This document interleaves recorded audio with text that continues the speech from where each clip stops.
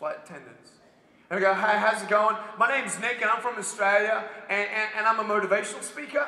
And since we have a couple minutes here, would you mind if I just share a little bit about my life and how God changed my life? The first lady, she went pale. She's like, oh my goodness, this is illegal. I'm going to get fined for this, you know? And she could. It's illegal to do that. But the other woman, she said, sure. She grabs that microphone, she puts it in front of my mouth, she holds the button down. I preach in that plane for 7 minutes.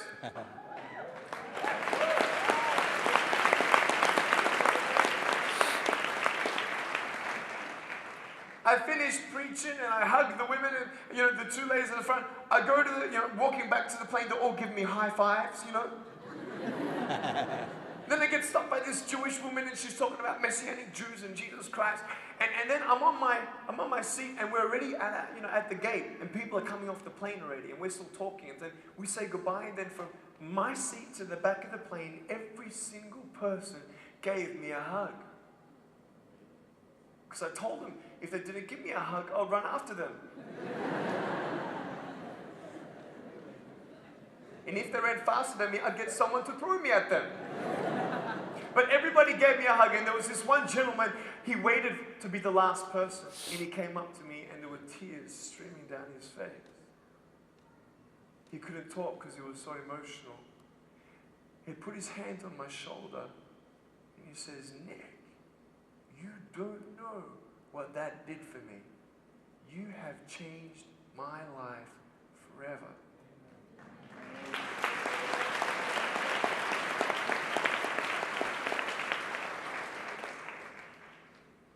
Wherever you are, there are broken hearts.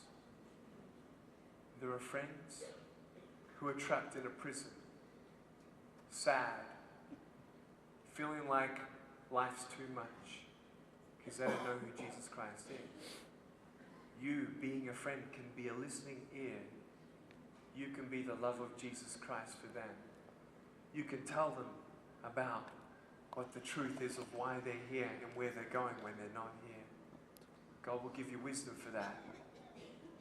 But it ain't going to happen until you open your mouth and ask Him for more opportunities, for humility and grace to do what He wants you to do. Just as I have no idea what I did for that man by the grace of God, you have no idea what a smile does sometimes to somebody at your school or at your college.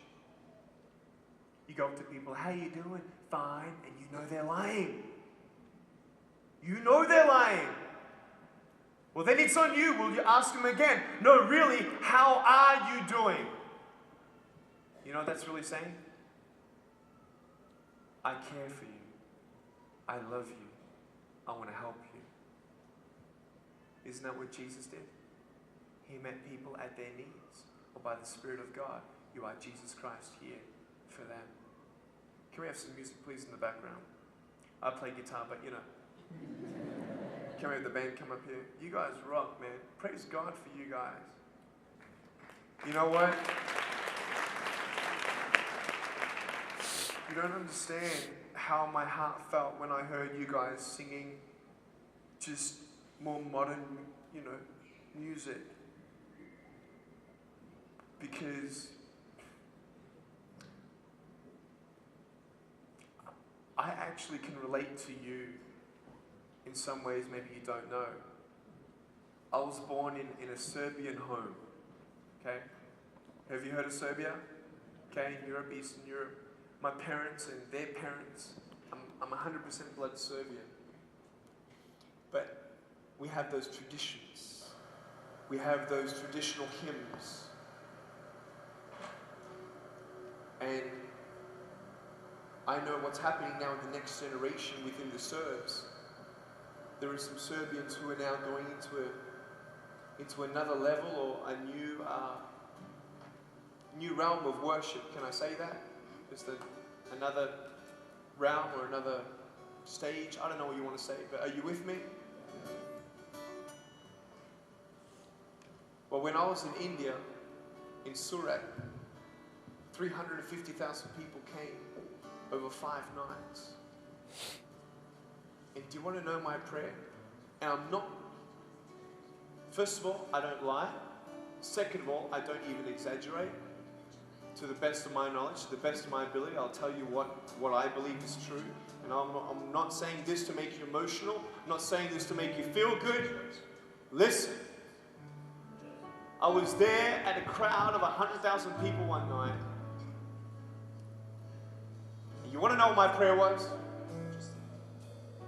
I prayed, Lord, raise up the next generation for India. Oh, goosebumps all over me, I promise. I promise. You're good? That was my prayer.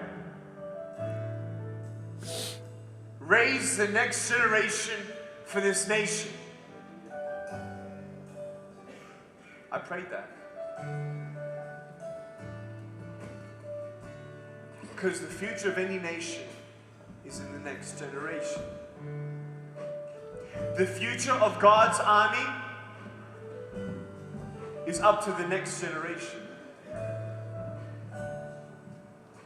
You are the next generation.